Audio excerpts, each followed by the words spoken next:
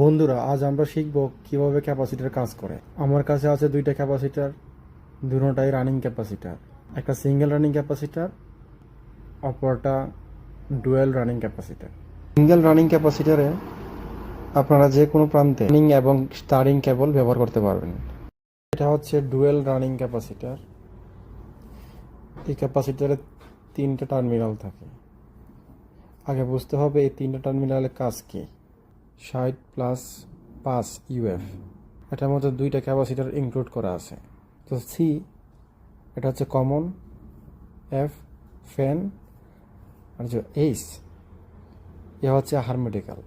Running কেবল আছে, সাপ্লাইয়ের main phase অথবা neutral, সেটা ওই কমনের মধ্যেই আসবে। ফ্যানের যে স্টার্টিং কেবল আছে সেটা আপনারা এই ফ্যানের মধ্যে লাগাবেন, আর কম্প্রেসারের যে স্টার্টিং কেবল এস এর মধ্যে লাগাবেন।